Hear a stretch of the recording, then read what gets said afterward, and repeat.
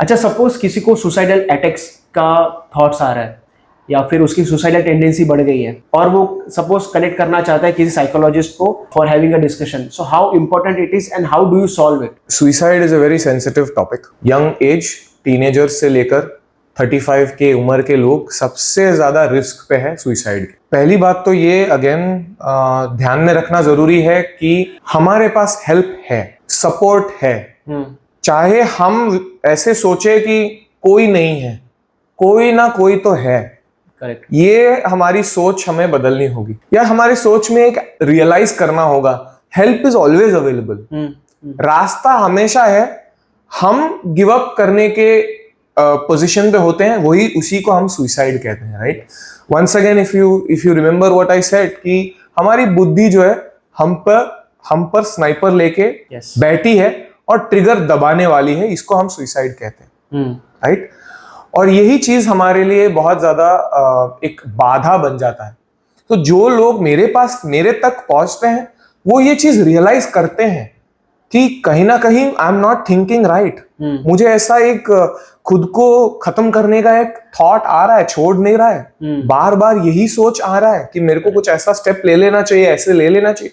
तो ये जानकार बनना बहुत जरूरी है कि ऐसा हो रहा है, इसको ऑब्जर्व करके बोल पाना किसी को।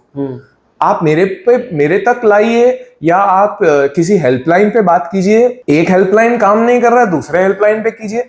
आजकल आप गूगल पे एक सर्च मारेंगे कि मेंटल हेल्थ सपोर्ट 24/7 इंडिया, इतना लिख दीजिए, आपको लिस्ट मिल जाएगा। दैट टू इन फ्री में भी अवेलेबल है। फ्री में अवेलेबल है, आपके लैंग्वेजेस में अवेलेबल है। तो ऐसा नहीं है कि दुनिया में आपके लिए कोई नहीं है, आप अकेले हो।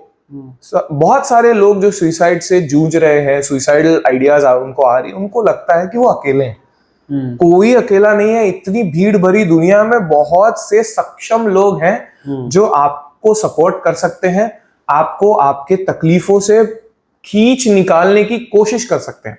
करेक्ट। और बैड टाइम्स विल पास, ये चीज हमें याद रखना है। हमारे सबके जीवन में ना, क्यों आप सोचिए, ये यंग लोग ही सबसे ज्यादा अफेक्ट क्यों होते हैं? क्योंकि उनके लाइफ में जब बैड टाइम्स आता है उनको लगता है खत्म हो गया। चाहे वो 12th में सेकंड ही आना क्यों ना हो, 10th में सेकंड आए तो भी उनको लग सकता है मैं अब तक तो फर्स्ट आ रहा था। करेक्ट। अब प्रेशर इतना था फर्स्ट आने का, अभी मैं सेकंड आ चुका हूं, मेरे को नहीं अच्छा लग रहा है। Do you think parents are responsible for that? Responsibility shared है, society is responsible for it. अगर कोई व्यक्ति, एक भी व्यक्ति खुद को हानि पहुंचाने तक आ चुका है ना, सोसाइटी कहीं ना कहीं रेस्पॉन्सिबल है, उसके आसपास का वातावरण रेस्पॉन्सिबल है। लेकिन हाँ, उसकी भी रेस्पॉन्सिबिलिटी बनती है कि वो अपना ख्याल रखे, right? So helplines are available, doctors are available, all sorts of, you reach out to any medical professional in your family. कुछ लोग के फैमिली में भी लोग होते हैं। हाँ, आप अगर ट्रस्ट करते हो तो रीच आउट करो। कभी कभार ऐसा होता है, अनफॉर्चुनेट है, फैमिली मेंबर्स भी समझते नहीं है। क्वालिफाइड फैमिली मेंबर्स जो डॉक्टर्स है वो भी मेंटल हेल्थ को इग्नोर कर देते हैं। उसको फिजिकल इलनेस जैसा लेना है, ऐसे सोचना है कि 105 का बुखार है, का क्या करोगे? सीरियसली लोगे ना? तो वही करना है मेंटल हेल्थ के लिए भी, सीरियसली लेना है। Okay, according to you daily क्या चीजें प्रैक्टिस करनी चाहिए कि मेरा मेंटल हेल्थ अच्छा रहे और स्ट्रांग रहे? कुछ ऐसे फ्यू टिप्स अगर आप देना चाहो। एक बहुत बड़ी प्रैक्टिस है जो हमें करनी चाहिए, but because of some reason maybe हमको लगता है ये ईगो है, वो है अपने आप के साथ जिस तरह से आप बात करते हो ना, वो थोड़ी सी कंपैशनेट होनी चाहिए, करुणा भाव उसमें रहना चाहिए। जैसे आप खुद से बात करते हो, हम सब अपने आप से बात करते हैं, उसको सेल्फ टॉक बोलते हैं। कभी कभार हम अपने आप से ऐसे बात करते हैं जैसे कि कोई हम किसी क्रिमिनल से बात कर रहे हैं, गिल्ट में जाना, राइट? दुश्मन से बात करने जैसे हम खुद से बात करते हैं। तो जाती जो हम खुद के साथ करते हैं वो हमें रोकना चाहिए। कब इसको सेल्फ कंपैशन भी कहते हैं। तो सेल्फ लव, सेल्फ कंपैशन ये इसीलिए जरूरी है, लोग शायद इस पे हंस देंगे, बोलेंगे ये क्या है, लेकिन ये इतनी जरूरी है। और ये मैं लाइव देखता हूँ, मैं मेरे जितने भी मेरे सक्सेस स्टोरीज हैं क्लाइंट्स में जो आज बहुत खुश हैं, उन्होंने अपने आप को समझा, अपना साथ दिया और अपना साथ छोड़ा नहीं, अपना सपोर्ट सिस्टम खुद बना, और उसकी वजह से आज उनके लाइफ में लोग भी सपोर्ट कर रहे हैं। उनकी जो तालमेल खराब थी किसी के साथ, वो भी बेहतर हो चुकी है, क्योंकि उन्होंने खुद के लिए स्टैंड लेना सीखा। देखिए, हम एक कॉलोनाइज्ड देश थे, हमने खुद को भुला देना सीखा, खुद को निग्लेक्ट करना सीखा, खुद के नीड्स को साइड में रखना सीखा। हाँ, हम लड़े हमारे फ्रीडम के लिए, लेकिन उसकी एक नेगेटिव असर आज भी है। एक इंफीरियोरिटी कॉम्प्लेक्स कहिए इसको, या आप सोचिए कि हमारे कल्चर से कुछ एक ऐसे भी एक कुछ वर्ड्स आते हैं जैसे अहंकार। अहंकार is not equal to self love. आप खुद से प्यार से बात कर रहे हो, खुद को मोटिवेट कर रहे हो, ये अहंकार नहीं है। अहंकार तब है जो मैं आपको हर्ट कर रहा हूं मेरे गेन के लिए, ये अहंकार है। मैं खुद को आपसे बेहतर समझ रहा हूं, ये अहंकार है, राइट? ये रिसेंटली एक फिल्म आई थी महाअवतार नरसिम्हा, मुझे नहीं पता आप देखे कि नहीं, तो उसमें हिरण्यकशिपु जैसे सोचता है, वो अहंकार है। लेकिन प्रहलाद में कोई अहंकार नहीं है। वो किसी को अगर ज्ञान दे भी रहा है, खुशी से दे रहा है, वो समझा रहा है लोगों को, राइट? और वो अपनी ख्याल भी कर रहा है, वो दूसरों की ख्याल भी कर रहा है। तो जिसने अपना ख्याल करना सीखा, self care, self love, self compassion, जिसने खुद को संभालना सीखा, वही किसी और को संभाल सकता है, राइट? कितने मिनट तक ये कन्वर्सेशन हम लोग करना चाहिए डेली? ज्यादा नहीं, एक 5 मिनट भी अगर आप खुद को सपोर्टिवली एक आईने के सामने खड़े रह के, या आप गाड़ी में चलते चलते 5 मिनट आप खुद के साथ स्पेंड कीजिए, क्वाइटली भी, या आप बात कीजिए खुद से, क्या हो रहा है, कैसे हो रहा है, क्या अभी होगा, अपने आप को अश्योरेंस देने के लिए 5 minutes is also enough. Correct, अगर आप डेली कर सकते हैं तो। ओके, सपोज कोई इंट्रोवर्ट है, एंड आई फील कि हमारे आसपास हमने देखा होगा कोई ना कोई इंट्रोवर्ट है जो ज़्यादा बातें नहीं करता, ज़्यादा घुलता मिलता नहीं है। तो what you feel as a psychologist कि आप इस चैलेंज से या फिर इस नेचर से आप उसको कैसे बाहर ला सकते हो? देखिए, पहले तो ये समझना जरूरी है कि एक स्केल है, एक स्केल के एक एंड पे है एक्सट्रोवर्ट, एक एंड पे है इंट्रोवर्ट, और एक्सट्रीम पॉइंट्स भी है। एक्सट्रीमली एक्सट्रोवर्टेड इंसान खुद के साथ समय बिताता ही नहीं है, खुद को देखता ही नहीं है, खुद के साथ थोड़ा भी टाइम नहीं है, उसको कोई ना कोई तो चाहिए ही चाहिए। और एक्सट्रीम इंट्रोवर्ट किसी के साथ समय नहीं बिताता है, उसको सिर्फ अकेलापन से वो प्री ऑक्यूपाइड रहता है, अकेला ही रहना पसंद है। ये जो एक्सट्रीम्स में हम जाते हैं, एक्सेस हो जाता है वो। Excess of anything is not in our best interest, ये तो हमको पता है, पॉपुलर नॉलेज है, ये कॉमन नॉलेज है। Excess sugar, excess screen time, right? तो एक्सट्रीमली आपको ना एक्सट्रोवर्ट बनना है कि मैं तो हमेशा लोगों के साथ ही रहता हूं, ना ही एक्सट्रीम इंट्रोवर्ट बनना है।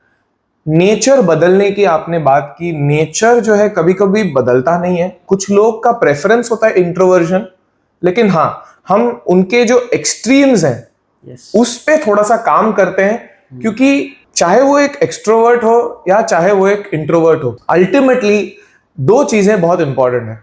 एक हमारा रिश्ता जो हमारे खुद के साथ है, क्या हम खुद को अच्छे से समझते हैं, खुद को लगता है कि हम अच्छे दिशा में जा रहे हैं, और एक है कि हमें दूसरों से भी एक सपोर्ट चाहिए। ये 2 नीड्स है हमारे, बेसिक ह्यूमन नीड्स है, जो मेल, फीमेल, चाइल्ड, एडल्ट, बूढ़ा, जवान, डज नॉट मैटर, सबके बेसिक नीड्स है कि मैं खुद को भी अच्छे से समझ के ऐसे मुझे लगे कि मैं सही दिशा में जा रहा हूं। इसको कहते हैं सेल्फ एस्टीम। आपको मैस्लो का हायरार्की ऑफ नीड्स अगर आपने देखा है, तो सेल्फ एस्टीम भी बहुत जरूरी है। सेल्फ एक्चुअलाइजेशन सबसे टॉप पे है, लेकिन सेल्फ एस्टीम इज मुझे पता है मैं कौन हूं, मुझे पता है मैं क्या कर रहा हूं, ये पता होना जरूरी है। और इमोशनल नीड्स भी होते हैं कि मुझे लोगों की सपोर्ट चाहिए। तो ऐसा कोई व्यक्ति नहीं है जो एक्सट्रीम पोल पे बहुत ज्यादा देर तक खुश रह सकता है, कोई ना कोई तो चाहिए। तो इसमें हमारी ट्रेनिंग होती है कि हम उनके क्या रीजंस हैं इसको समझे। सबके रीजंस अलग होते हैं, हर एक इंट्रोवर्ट की एक ही रीजन तो नहीं होती। कुछ लोग अब्यूज से गुजरे होते हैं, कुछ लोग की बेइज्जती हुई होगी, कुछ ऐसा हुआ होगा जिसकी वजह से वो अब नहीं बात करना चाह रहे या डर रहे बात करने से। तो ये चीज हमको फिगर आउट करना होता है कि क्या है एग्जैक्टली रीजन क्या है। जब ये चीजें जो हम अंदर बांध के रखते हैं, जब उसको ऊपर लाते और उजागर करते हैं, यस, अपने आप उसमें से सॉल्यूशंस भी बाहर निकलने लगती हैं। करेक्ट। इट्स लाइक अ मंथन, जो अमृत मंथन है वैसे ही हम लोग साइकोलॉजिस्ट और अपने क्लाइंट्स के आते एक एक मंथन ही करते हैं। करेक्ट। उसमें सब कुछ बाहर आता है, गुड भी बैड भी बाहर आता है। उसमें से जो काम का है वो हम लोग यूज करते हैं अपने लाइफ को बेहतर लाने के। ये पार्ट डिस्कस कर रहे थे तो मेरे दिमाग में एक थॉट प्रोसेस आया कि whenever you are in a childhood phase, जब आप बच्चे होते हो तब आपका माइंड भी उतना स्ट्रांग नहीं होता है, वीक सा होता है, उसका ज्यादा इम्पैक्ट होता है आपके आसपास जो हो रहा है, बिकॉज वो सब कुछ ग्रैब करता है उस टाइम पे जी। So I have seen some cases and I feel कि उस टाइम पे जो स्पेशली जो आपके आसपास है, जैसे पेरेंट्स हो गए, ग्रैंड पेरेंट्स हो गए, या फिर आसपास के जो कंटिन्यूस आपके 24/7 आसपास है, उसका भी काफी इम्पैक्ट होता है कि बच्चा बड़े होके कैसे बनेगा, weather he will be introvert. क्योंकि कभी कभी बचपन में कोई बच्चा एक्सप्रेस करना चाहता हो लेकिन पेरेंट्स उसको दबा देते हैं कि तुम चुप रहो, तुमको ये नहीं बोलना है, तुम क्यों बोल रहे हो, इट्स नॉट गुड। तो ऐसे अगर आप डेली करते हो तो बच्चे को वो एक गिल्ट आ जाती है, वो एक सिस्टम क्रिएट हो जाता है कि I am not good to talk जी, मैं उतना कॉन्फिडेंट, वो कॉन्फिडेंस ही नहीं बिल्टअप होता। करेक्ट। सो आप क्या संदेश देना चाहते हो उन पेरेंट्स को, स्पेशली पेरेंट्स की बात करूंगा मैं, क्योंकि they are the one who is the closest, 24/7 उनके साथ रहता है। तो पेरेंट्स को क्या चीज के ध्यान रखना चाहिए कि उसके बच्चे पे ये एटलीस्ट मेंटल ये एक बैरियर क्रिएट ना हो जाए कि बच्चा आगे जाके फिर उसी डायरेक्शन में जा रहा है फिर वो बड़ा होके। So I don't want to compare a child to a car, but I want to give an example. जब हमारे पास साधन होता है, कैपेबिलिटी होती है गाड़ी खरीदने की, तब हम गाड़ी खरीदते हैं। हम जब क्वालिफाइड होते हैं तो हमें लाइसेंस मिलता है, लेकिन जरूरी नहीं है कि ये लाइसेंस और गाड़ी खरीदने के बाद हम उसको केयरफुली सही से चलाते हैं। कभी कभी हम लोग रेकलेस हो जाते हैं, सोचते नहीं हैं, घाई करते हैं। आप केयरफुली थे लेकिन किसी और गाड़ी की गलती थी, वो भी होता है। लेकिन नुकसान कोई चाहता नहीं है। आप सोचिए, गाड़ी खरीदते वक्त क्या आप सोचते हैं कि मैं तो इसको ठोकूंगा एक दिन? हाँ। वैसे ही कोई पेरेंट एक्चुअली नुकसान करना नहीं चाहता, लेकिन किसी रीजन से सोच नहीं रहे हैं। तो मैं कहूंगा सबसे इंपॉर्टेंट चीज है सेल्फ रिफ्लेक्शन करना जरूरी है, क्योंकि पेरेंट्स हैं इसका मतलब ये नहीं भगवान है। पेरेंट्स से भी गलतियां होती है। देखिए, हमारे कल्चर में तो हमने बच्चों को सिखाया है कि बच्चे पेरेंट्स में भगवान देखो, वो बात अलग है। लेकिन अगर पेरेंट्स ही खुद को भगवान मानने लगे कि मैं तो कभी गलत ही नहीं होता, ये गलत, ये अहंकार है। मैं कभी गलत नहीं होता, ये अहंकार है। तो ईगो को भी हमको साइड में करना सीखना होगा। बच्चे आपके लाइफ में आते हैं, वो आपको सिखाने आते हैं। आप उनको सिखाते रहोगे और वो सीखता रहे, और आप कभी कुछ सीखो ही ना, आपकी लर्निंग अगर बंद हो जाएगी तो आपका ईगो बहुत बड़ा हो जाएगा। तो गाड़ी आप अगर ईगो में चला रहे हो और आपने ठोक दिया, आप बाहर निकल के सामने वाले को दोषी ठहरा रहे हो जबकि गलती आपकी थी, आप ओवर स्पीड कर रहे थे। ऐसे लोग मिलते हैं कि नहीं मिलते? हमें तो वैसे पेरेंट्स भी मिलते हैं जो खुद गलत कर रहे हैं लेकिन उनको अपना एहसास नहीं हो रहा, या वो करना नहीं चाहते। वो ईगो बहुत बड़ा हो चुका है, अहंकार बोल सकते हैं, right? So my message to parents is keep learning, be humble, the child is there to teach you, you are learning to become a parent. ये लर्निंग अगर आप कंटिन्यूस रखोगे कोई प्रॉब्लम नहीं होगा, चीजें अपने आप सुलझ जाएगी। लर्निंग बंद हो गया तो उलझ जाओगे, आप किसी और को नुकसान पहुंचा रहे हो। वो गाड़ी नहीं, वो इंसान है। वो याद रखेगा, गाड़ी तो रिपेयर हो जाएगी, इंसान रिपेयर करने में बहुत दिक्कतें होती हैं, राइट? सो और मेरा बच्चों के लिए जो इन एडवर्स चाइल्डहुड एक्सपीरियंसेस से गुजरे हैं, जिनके साथ जाती हुई, जिनके साथ कुछ बुरा हुआ, उनके लिए भी मेरा एक मैसेज है, don't hold on to the hate. आपके पेरेंट्स ने आपके साथ जैसे पेरेंटिंग किया, वो उनकी नॉलेज की लिमिट थी, ऐसे मान लो। उनकी लिमिट, उससे बेहतर वो उनको पता ही नहीं है। उन्होंने ना सीखने की कोशिश की। लेकिन अब अगर आप एडल्ट हो चुके हो, मैं आपसे अनुरोध करूंगा, रीपेरेंट करना है खुद को।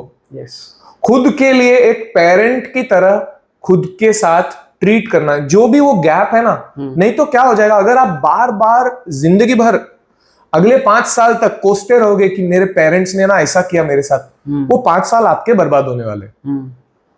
वो गैप जो है आप उसको फिल करने के लिए कुछ गलत ही दिशा चुनोगे, राइट? तो कोशिश करो ये गैप खुद से भरो, किसी एक्सपर्ट से बात करो, कुछ ऐसे लोगों को अपने लाइफ में लाने की कोशिश करो, दोस्तों के फॉर्म में, रिश्तेदारों के फॉर्म में, जो बेहतर है, आपको समझते हैं, आपकी बातें सुनते हैं और आपको सही दिशा में गाइड भी करते हैं। करेक्ट। मेंटोर्स लाओ।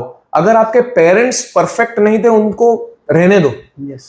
अगर आप एडल्ट हो चुके हो, अगर आप बच्चे अभी भी एडल्ट नहीं हो और आपके साथ कुछ गलत हो रहा है, तो मैं कहूंगा आपके पेरेंट्स को रिपोर्ट करो, उनके रिलेटिव्स में बदनाम करो, बोलो कि ये मुझे मार रहे हैं। ये मारना सही नहीं है। एक हद तक आप अगर आप किसी को डांट रहे हो, एक तरीका होता है डांटने का।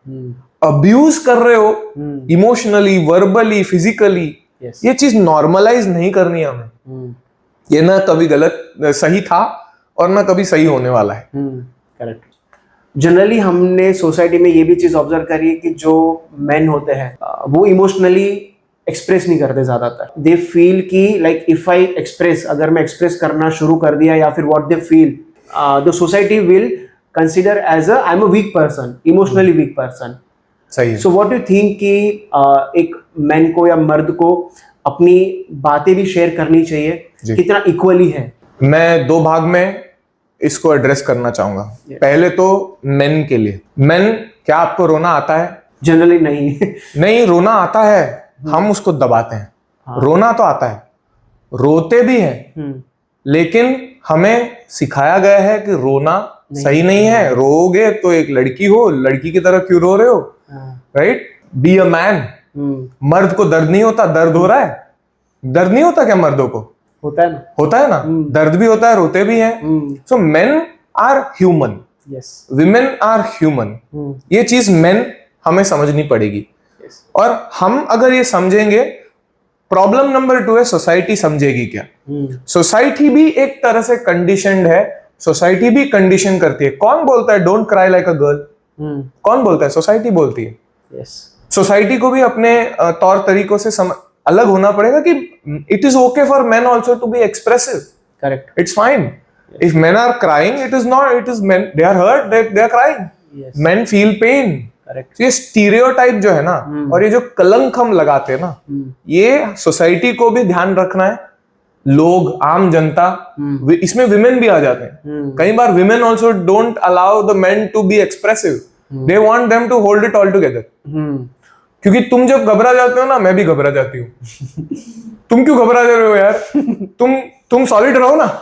अरे कभी कभी वो लिक्विड रहेगा, अभी ठीक है। अगर वो लिक्विड है, तुम सॉलिड रहो। वो रोल रेस्पॉन्सिबिलिटी हमें शेयर करनी है। ये बर्डन जो है ना, सोसाइटल बर्डन है at the end of the day.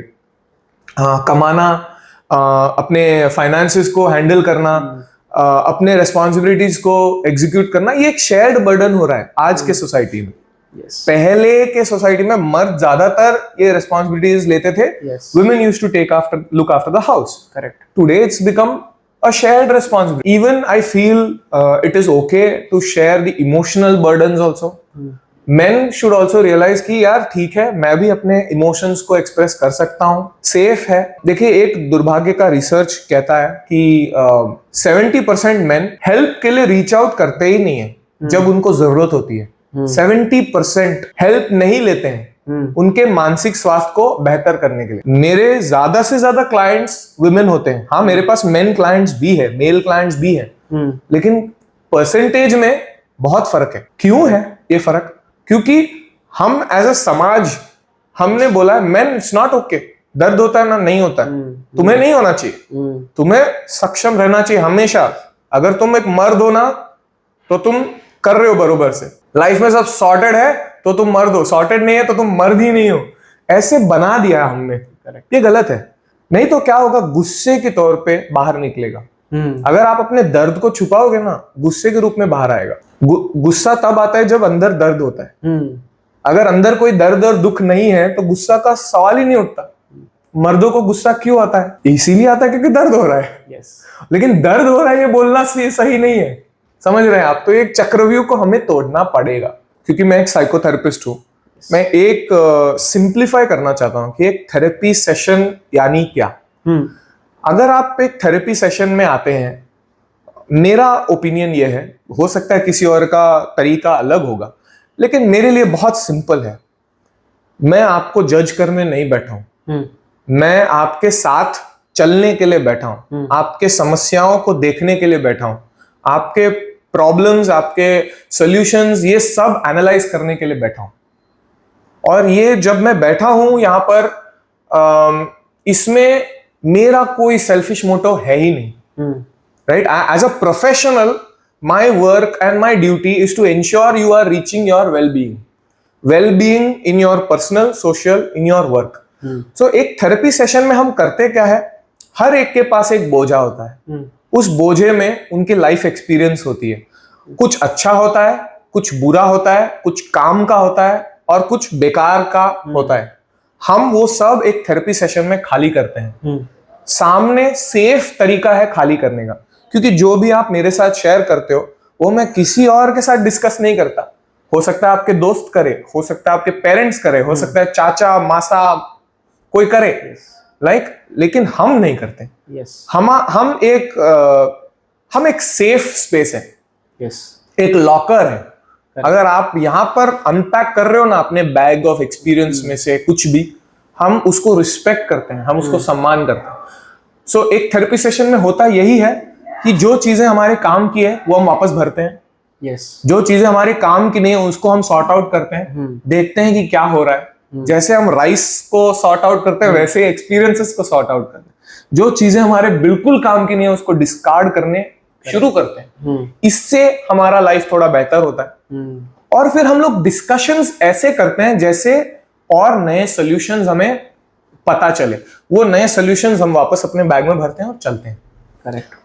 अलग अलग थेरेपिस्ट के साथ अलग अलग समय लगता है, क्योंकि प्रॉब्लम्स की गंभीरता भी अलग होती है। अगर कोई बहुत ही गंभीर तकलीफ में उलझा हुआ है, जूझ रहा है, दिक्कतें जा नहीं रही है, करेक्ट, और मान लीजिए 2 साल से वो जूझ रहा है, आप एक्सपेक्ट करोगे कि थेरेपी सेशन में मैं आया और मैंने थानोस की तरह चुटकी बजाई और सब ठीक हो गया? नहीं, ऐसे नहीं होता है। तो थेरेपी सेशंस कई बार आपको मल्टीपल सेशंस लगती है। मेरा तरीका ऐसा होता है कि मैं आपके साथ आपके कंफर्ट के हिसाब से सेशंस डिजाइन करता हूं। करेक्ट। कुछ लोग होते हैं जो 8 सेशन बैक टू बैक करो, मेरा ऐसा नहीं है। कुछ लोगों के पास वो फाइनेंशियल कैपेबिलिटी नहीं होती है। करेक्ट। कुछ लोगों के पास समय नहीं होता, तो वो 1 महीने में एक बार कंटिन्यू करना चाहते हैं, 2 महीने में एक बार। आई एम ओके, आपको जैसे कंफर्टेबल लगे। लेकिन ये मत एक्सपेक्ट करना कि एक थेरेपी सेशन में मैंने आया, मैंने बात किया, अब सब ठीक होने वाला है। It takes time. हीलिंग जैसे रोग हमें एक समय लगता है आने के लिए, वैसे हीलिंग के लिए भी एक समय लगता है। वो विंडो कैसा है, 1 महीना है, 2 महीना है, 1 साल है, या कंटिन्यूअस प्रोसेस है। कुछ लोग हैं जो मेरे साथ 1 साल में एक बार बात करते हैं, just to ensure they are going in the right direction.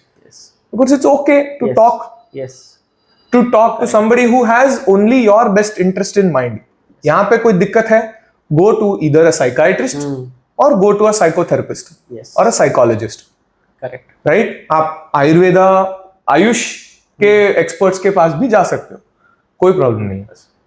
So that's my message. That's all. So thank you so much, sir, for coming and बहुत ही डीप में हमने बातें करी है, स्ट्रेस के बारे में, डिप्रेशन के बारे में, एंजाइटी, सुसाइडल टेंडेंसी के बारे में, एंड बहुत ही एग्जाम्पल और बहुत ही अच्छे से एक्सप्लेन करा है, which is very easy to understand. So thank you so much again. आपकी अगर डिटेल्स जो है वो व्यूअर्स के लिए अगर आपको कॉन्टैक्ट करना चाहे, then we will share it in the description, and people can reach out to the sir for any mental wellness treatment और mental wellness therapy. So thank you so much again.